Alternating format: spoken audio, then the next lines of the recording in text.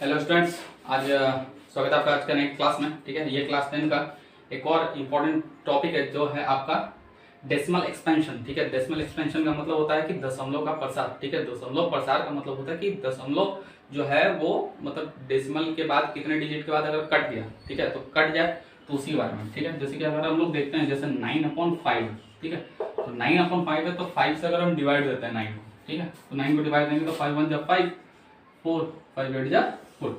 यहाँ से इस तरीके से हम लोग देख सकते हैं क्या कि डेसिमल के जो है एक पार्टिकुलर नंबर के बाद 2 डिजिट 3 डिजिट 1 डिजिट के बाद नंबर अगर कट जाए तो ये होगा आपका टर्मिनेट टर्मिनेट टर्मिनेट। लेकिन अगर हम लोग देख ले जैसे 10/3 यहाँ पे आ जाता है आपका 3.333 इस तरीके से ये रिपीट होते चला जाता है, तो ये केस होता है आपका नॉन टर्मिनेट।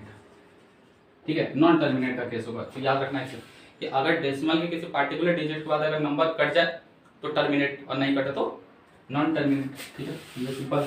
अब हम लोग देखते हैं कि इसमें क्या और खास है, क्या अलग है। ठीक है, तो यहाँ पर टर्मिनेट नॉन टर्मिनेट का तो हम लोग समझ गए। अब यहाँ पर समझते हैं क्या कि विदाउट एक्चुअल डिवीजन, यानी कि डिवीजन जो है इस तरीके से किए बिना हम लोग नंबर को देख करके कैसे पता लगा सकते हैं कि नंबर जो है वो टर्मिनेट है या नॉन टर्मिनेट है। तो इसके लिए हम लोग जो है एक थ्योरम याद रखें। वो थ्योरम क्या है कि अगर 2 की पावर m इंटू 5 की पावर n, मतलब किसी कोई पार्टिकुलर फ्रैक्शन होगा, ठीक है, कोई पार्टिकुलर फ्रैक्शन होगा और उस फ्रैक्शन के डिनोमिनेटर पे यानी कि हर पे, ठीक है, हर पे अगर उसका प्राइम फैक्टराइजेशन करने के बाद हर का डिनोमिनेटर का अगर 2 की पावर m और 5 की पावर n अगर ये आ जाए तो ये अगर केस है तो ये केस है आपका टर्मिनेट। ठीक है, ये टर्मिनेट डेसिमल को शो करता है, टर्मिनेट डेसिमल। लेकिन अगर 2 का पावर m 2 की पावर n और 5 की पावर n अगर नहीं नो है, ठीक है, तो ये हो जाएगा आपका non terminate decimal, non terminate decimal. ठीक है, इस तरीके से हम लोग इसको समझ सकते हैं कि अगर किसी पार्टिकुलर फ्रैक्शन में अगर डिनोमिनेटर पे पावर जो है वो 2 की पावर m और 5 की पावर n अगर है तो वो टर्मिनेट है और नहीं है तो फिर नॉन टर्मिनेट है। इसको हम लोग एग्जाम्पल के थ्रू अभी हम लोग समझेंगे कि किस तरीके से इसको सॉल्व करते हैं। ठीक है, यहाँ पर जैसे कि अगर आपके सामने एक एग्जाम्पल है 600/225, ठीक है, तो इसको हम लोग सॉल्व करते हैं। तो सॉल्व करने के लिए सबसे पहले जो डिनोमिनेटर है उसका जो है प्राइम फैक्टराइजेशन हम लोग करेंगे। इस तरीके से प्राइम फैक्टराइजेशन करेंगे। 5 9 जा 45 एंड 3 9 3 3 जा 9। ठीक है, ये आपका जो है वो आ जाएगा 600/5 इंटू 5 3 इंटू 3 इस तरीके से। अब आप लोग यहाँ देख पा रहे हैं क्या कि 5 का तो है लेकिन यहाँ पे 2 का नहीं है। अब यहाँ पे 5 का तो है 2 का नहीं है। अब इसकी वजह से हम लोग हड़बड़ी में कभी आंसर नहीं लेंगे। ठीक है, कभी भी नंबर जब फ्रैक्शन फॉर्म में लिखी हुई आती है तो याद रखिए कि नंबर कभी भी फ्रैक्शन फॉर्म में अगर लिखी हुई आती है तो आपको सबसे पहले नंबर को क्या करना है, काट के देखना है जब तक वो कटे। ठीक है, तो यहाँ पर आप देख सकते हो 600 है, यहाँ पे 3 और 3 भी है तो ये तो कट सकता है। यहाँ पे हम लोग काटेंगे 3 2 जा 6 0 0। ठीक है, लेकिन फिर 3 से ये नहीं कट होगा, फिर 5 से ही कट हो सकता है। ठीक है, तो 5 से इसको काट देंगे, 5 4 जा 20 0, फिर यहाँ एक 5 कट हो गया, फिर 5 से 40 कट हो सकता है, 5 8 जा 40। तो यहाँ पर जो आपका एक्चुअल डिवीजन रिजल्ट जो है वो है 8/3। तो अब हम लोग यहाँ देख पा रहे हैं क्या, यहाँ पर जो डिनोमिनेटर है वो 2 के पावर में भी नहीं है और ना 5 के पावर में। तो 2 के पावर में भी नहीं और 5 के पावर में भी नहीं है, तो यहाँ पर केस हो जाएगा नॉन टर्मिनेटिंग। और आपको एक चीज और ध्यान रखना है कि नॉन टर्मिनेटिंग केस वाले में आपका नॉन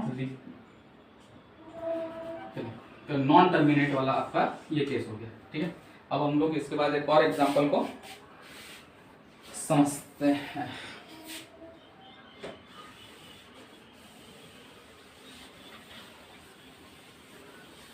एक और एग्जांपल है इसका, क्या नंबर है 987/10,500।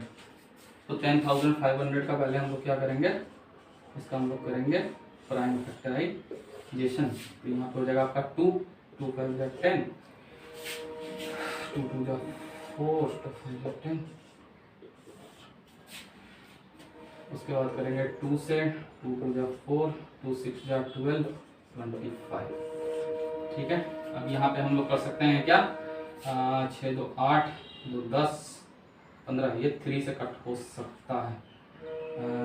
3 8 जा 24, 2 2, 3 7 21, 3 बच्चे 15। अब यहाँ पे ये जो है ये 5 से कट हो सकता है। ठीक है, 5 1 जा 5, 3 7, 5 7 जा 2 5 25। ठीक है, ये 5 से फिर से कट हो जाएगा, 5 5 जा, फिर ये 5 से कट हो जाएगा 5 7 जा। ठीक है, तो इस तरीके से हम लोग इसका प्राइम फैक्टराइजेशन देख लेते हैं। तो यहाँ पे 987 अपॉन यहाँ पे आ जाएगा आपका 2 इंटू 2 इंटू 3, और ये 5 हो गया आपका 3 टाइम्स 5 इंटू 5 इंटू 5 इंटू 7। ठीक है, इस तरीके से अब हम लोग यहाँ पे देखते हैं क्या कि नंबर को जो है डायरेक्टली मतलब ये नहीं बोल देंगे कि हाँ ये नॉन टर्मिनेटिंग या टर्मिनेटिंग है, इसको पहले कट करके देखते हैं कि कट हो सकता है या नहीं कट हो सकता है। देखिए यहाँ पे आ जाएगा आपका 9 + 8 17 और 7 24, तो ये आपका 3 से कट हो सकता है। ठीक, 3 से इसको काटेंगे, 3 3 जा 9, 3 2 जा 6, 2 7, 3 9 जा 20। ठीक है, ये कट हो गया। अब आपका 329 बचा, तो 329 आपका 7 से कट हो सकता है, तो इसको काटेंगे। 7 4 जा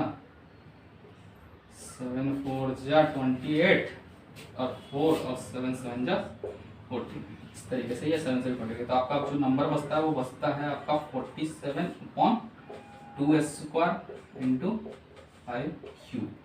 अब यहाँ पर आपका क्या है, यहाँ पर आपका क्या है कि यहाँ पर आपका केस आ गया, ये अब आ गया 47/2² इंटू 5/3। देखिए आपको क्या करना है कि नंबर को जब भी आपके नंबर सामने कोई नंबर कोई फ्रैक्शन आए तो इस तरीके से पहले उसको तोड़ना है, काटना है। बिना काटे हुए अगर आप उसका रिजल्ट लिखोगे तो वो 100% गलत हो जाएगा। ठीक है, तो आपको क्या करना है कि नंबर जब तक कटते रहे तब तक उसको काटते रहेंगे और प्राइम फैक्टराइजेशन करेंगे उसका सही से। ठीक है, और उस करने के बाद यहाँ पर अब हम लोग देखते हैं क्या कि हम लोग क्या सीखे। तो हम लोग सीखे थे क्या कि 2 की पावर m और 5 की पावर n।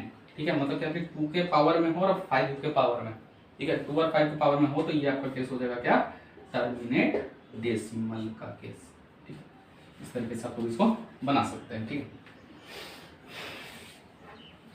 अब यहाँ पर एक और इसमें क्वेश्चन अराइज हो सकता है कि चलो टर्मिनेट तो है, टर्मिनेट है ये तो समझ में आ गया, लेकिन टर्मिनेट में हम लोग एक चीज जानते हैं, टर्मिनेट में डेसिमल जो है एक पोजीशन के बाद वो नंबर कट जाता है, मतलब 2 डिजिट 3 डिजिट 4 डिजिट के बाद नंबर कट जाता है।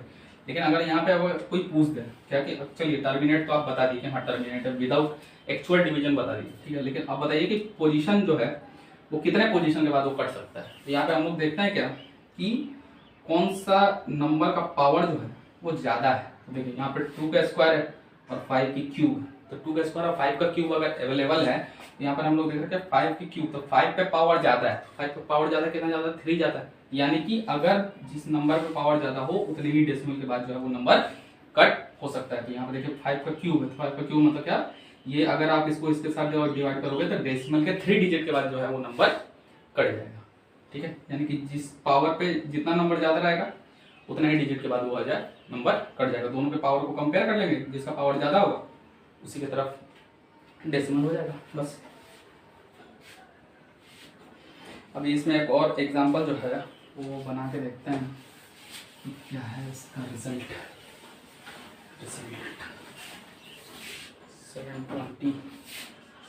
720 upon 441।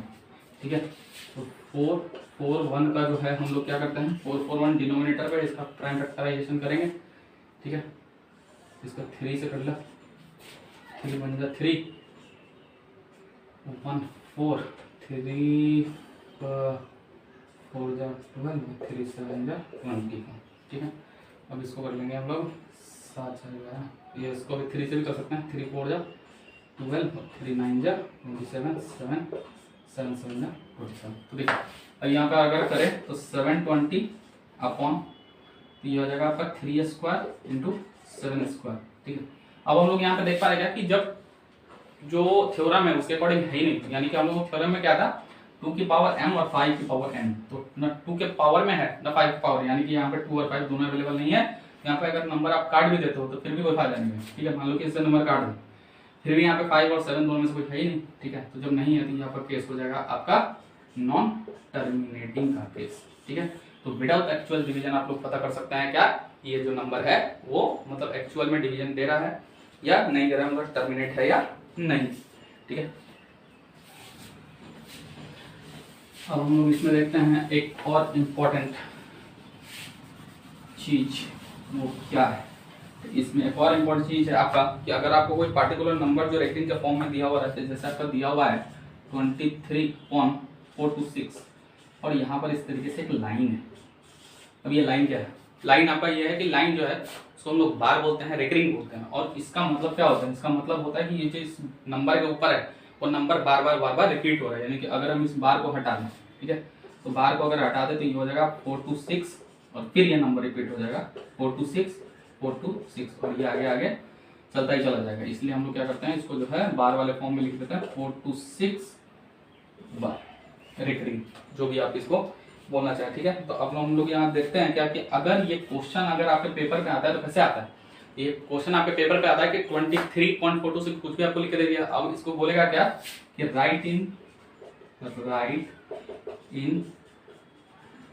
Form of P upon Q, यानी कि आपको बोल देगा ये कि ये जो पार्टिकुलर नंबर जो गिवन नंबर है आपको ये बोल देगा कि P बाई Q के फॉर्म में आपको लिखने के लिए, ठीक है। तो P बाई Q के फॉर्म में लिखने के लिए हम लोग क्या करते हैं, सबसे पहले देखेंगे कि क्या कर सकते हैं। तो यहाँ पर एक जो है 23/426 है, तो इसको किसी वेरिएबल के इक्वल करते हैं, ठीक है। तो वेरिएबल के इक्वल इसको करेंगे क्या, तो कोई से भी वेरिएबल के इक्वल कर सकते हो आप, एक्स वाई जेड किसी के भी इक्वल, ठीक है। तो यहाँ पर हम लोग कर देते हैं x इक्वल टू 23.426, यहाँ पे फिर हो जाएगा आपका 4246, ठीक है। ये नंबर तो आप रिपीट ही होते चला जाएगा आगे। तो हम लोग क्या करते हैं, यहाँ पे देखते हैं कि डेसिमल के बाद जो है यहाँ पे 3 डिजिट, ठीक है। तो डेसिमल के बाद अगर यहाँ पे 3 डिजिट है तो हम लोग इसको पहले इक्वेशन को बैलेंस करते हैं। इक्वेशन को बैलेंस करने के लिए क्या करते हैं, तो इसके लिए एक आपको छोटा सा कॉन्सेप्ट याद रखना कि डेसिमल के बाद जितना डिजिट हो उतने जीरो वाला नंबर ढूंढना है, ठीक है। मतलब ढूंढना है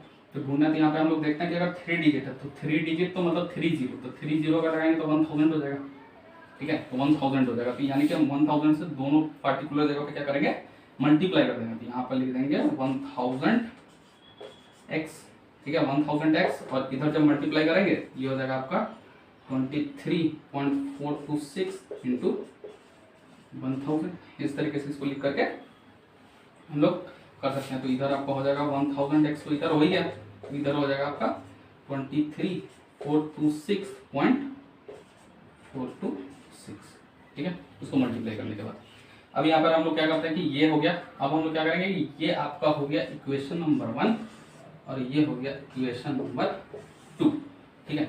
अब यहाँ पर क्या करेंगे हम लोग, इक्वेशन फर्स्ट और इक्वेशन 2 आपस में क्या करेंगे, इसका सब्ट्रैक्शन कर देंगे, यानी कि इसमें से जो है इसको लेस कर देंगे, यानी कि सेकंड इक्वेशन में से फर्स्ट इक्वेशन को लेस कर देंगे। Equation number 2 minus equation number 1, यहाँ पर जब भी लेस करेंगे तो देखिए 1000x है, 1000x में से अगर x को लेस करेंगे तो कितना बचेगा 999x, ठीक है।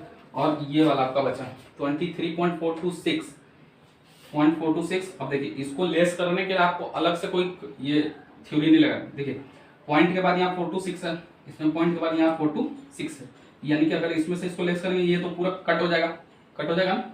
यहाँ पे आपका बचा क्या, तो यहाँ पे आपका बचा ये, यानी कि 23.426 माइनस ये वाला हिस्सा आपका पोजीशन बच गया, यानी कि 23। तो यहाँ पर हो जाएगा आपका क्या 999x इज इक्वल टू, अब इसको यहाँ पे लेस कर लेंगे तो 6 माइनस 3 है 3 हो जाएगा, 2 0 0 हो जाएगा, 4 3 2, इस तरीके से हो गया, ठीक है। इसको लेस करने का अब यहाँ पे हम लोग देखते हैं क्या कि x है तो एक वेरिएबल के इक्वल होगा, कुछ ना कुछ वेरिएबल को इक्वल होगा, तो 999 को उठा करके हम लोग यहाँ फ्रैक्शन के नीचे रख देंगे, यानी कि 23.403 इस तरीके से आपका P/Q के फॉर्म में आ जाता है।